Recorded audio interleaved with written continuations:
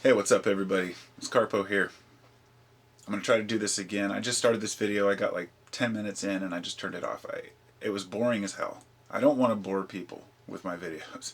And I don't want to talk about economics and get all the economy and it's a bunch of bullshit. And so I'll sum up the whole 10 minutes in basically one.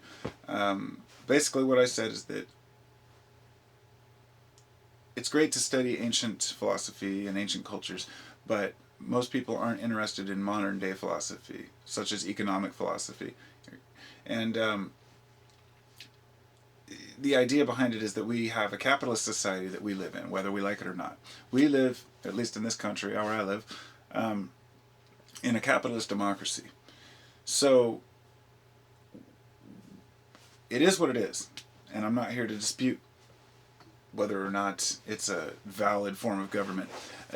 If you had asked me a couple of years ago about taxes, I would tell you that we should not be forced to pay taxes. Taxes should be optional, blah, blah, blah. And that it's a big waste of money. It's just a way to rip us all off. And to an extent, I believe it, just because of the way they're utilized. But not taxes as a tax. Tax is necessary. Tax is what keeps a country afloat. And a person may say, well, I choose to separate from that country. Everybody says that. Everyone says that they have the right to not have to pay in or live there. And that's true. You can move.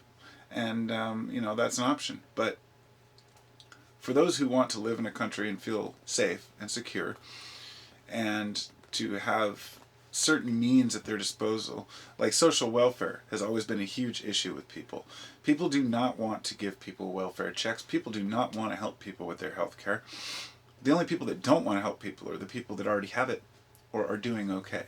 The minute they get sick, instantly, that the government should help them out because, they need it. This has become a serious disease among people. Don't enact any laws that affect me. Don't enact any laws that keep me from doing what I want to do. I think understanding how our society works is very important. So at least when we're sitting and having a discussion or an argument in our life, we know what we're talking about. I've been researching economics and capitalism very deeply lately. I've taken, looked at the Marxist approach and everyone in between with all their different views of socialism, communism, capitalism, and I've realized that all of the bullshit that I hear out there that people are talking, especially, let's say, people who talk a lot about politics, they have no idea what they're talking about. I've been suckered in, like everyone else is, just to listening to these supposed, political experts talk about which laws are bad. Obamacare is a great example. Obamacare potentially could be one of the greatest things. And there's a lot of people who just despise Obama, hate Obamacare. But really good people that I love, people that are people that want to help one another, people that want to help the world, and unselfish people. But people that don't understand what it really means. Having a social health care system, let's put it this way, if we're being told over and over that Obamacare is dangerous, Obamacare is going to destroy our country, Obamacare is this and that, you can be assured that what you're being told is being told to you by those who can afford to advertise those types of commercials, shows. The people that have the money. The people that have the money always tell us what's bad, and people listen. And it's sad because people, I'd like to think that people think for themselves generally, but I've found that people just don't. Most people are just ignorant that I talk to about certain subjects, and if they don't understand it, they just blow it off or else pretend like they know. And that has to stop because people, to live together, we have to be able to admit when we don't know something. So I'm basically saying that I'm completely going back on what I thought 5 years ago about the tax system and about nationalism. I hated nationalism. I thought it was the worst thing ever. So you should never stand up for your country. You should never be a country, go America. I changed my mind about that. And this is what progress is in the person. Being able to see how nationalism Not just the sense of, when people say nationalism, people picture war. A lot of people think, oh, go America, we're going to take, but it's not like that. Having a nationalistic approach, it's like a family unit. And when you start to compare the family unit to the country as a community, you start to see where you're going with this.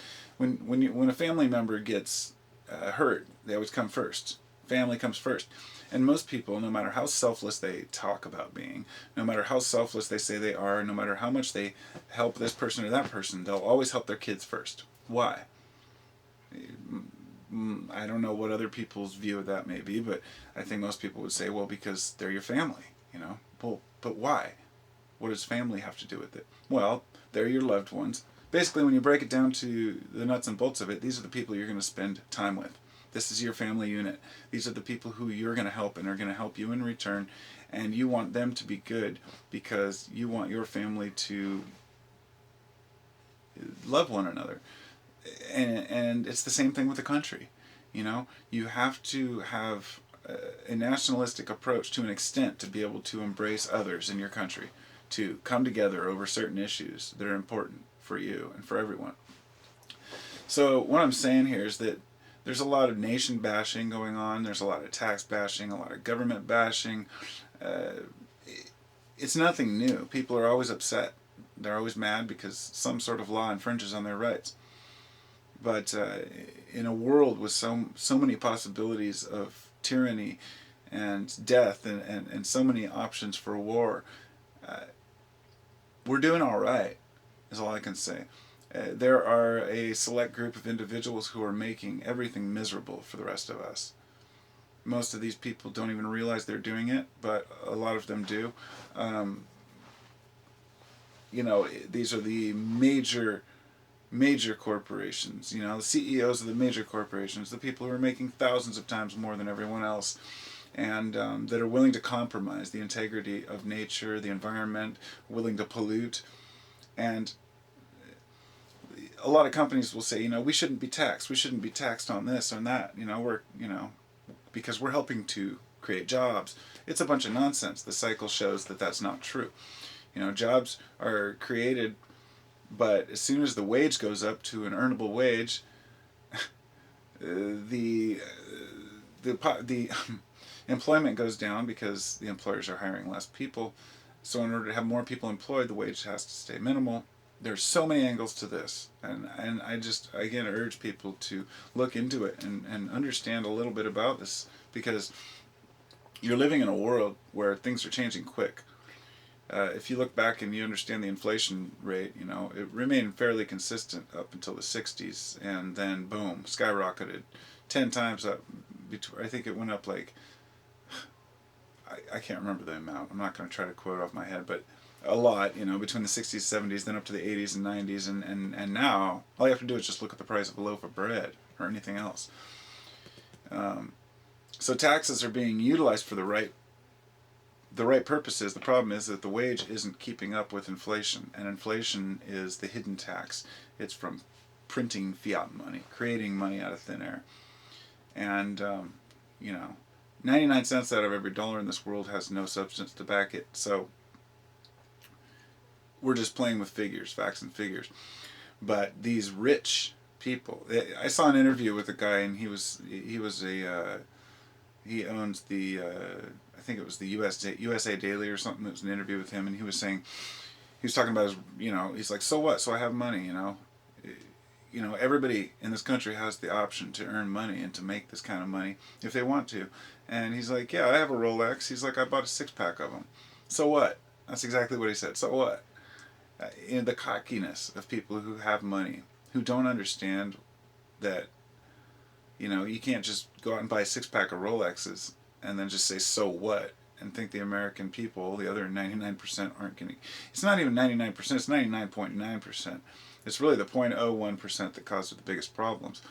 But more than that, we have politicians that are dependent upon elections. See, we think this democracy is such a great thing.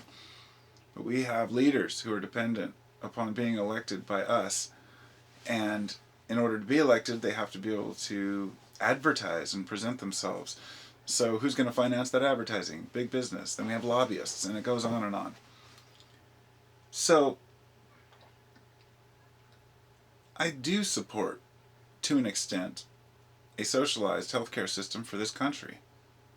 And I do support, to an extent, welfare for those who need it. And I'm getting really sick and tired of hearing people say, well, you should take care of your own, and I shouldn't have to pay for somebody else's problems. Because every one of those people, they're the same people who are crying out for help when they need it. And we depend upon society. A sick society is not a productive society. So many people in this country don't even go to the doctor because they can't afford it. And they'll let themselves get sicker and sicker. And they'll miss something that they could have treated. So, more days are lost to, sick days here than anything. And it's billions of dollars. A lot of that can be prevented. And a lot of people can live a healthier life by having good health care. And those people will tell you that it's going to cost our country, it's going to cost us all this and that and this and that. All those figures are bullshit. Most of these people are making up crap. They're including whatever is convenient for them. It's nothing new. It's the way it's always been. You have to look into it yourself and think about it. You have to consider, are people going to be rushing out to the doctor to get care when they don't need it? Most people don't like going to the doctor. It's not a matter of the cost at all. It's a matter of the cost to big business who's losing money, because the insurance rates are outrageous. Insurance companies have taken advantage of people for far too long. So while everybody's out there fighting Obamacare, insurance companies are saying, thank you. It's always about money. You got to follow the money. It's just... So in this, society that's based on money, we can sit back and say, I'm not going to be part of it, or I'm going to opt out of it, all we want. But the fact is, you're living in it. You're here. If you're even watching this video, you have a computer and you utilize society, And whether we like it or not, we all breathe the same air. So we have to start treating each other like family. And we start to have to understand our economy a little better than we do. So we're not making the same stupid mistakes over and over again. Economy, capitalism, it may be a boring ass subject, but it becomes really interesting when you start to see how it impacts people. All these different things that we've done, tariffs and embargoes. There's a very tight-knit network of finance out there that, for the most part, allows people to flourish and prosper. The only reason that capitalism, other countries take on capitalism, is because they have to compete with our capitalism. And it's a vicious cycle. So it's not capitalism that's the enemy. In other words, is what I'm saying in the nutshell. Money is not the enemy. A lot of folks say we need to abolish money altogether. What would you do? What would you have us do without money? I mean, you're just ludicrous ideas I've heard about, we're going to just go back to barter overnight. I mean, come on, get real. People are not prepared for this. These things take centuries to unfold.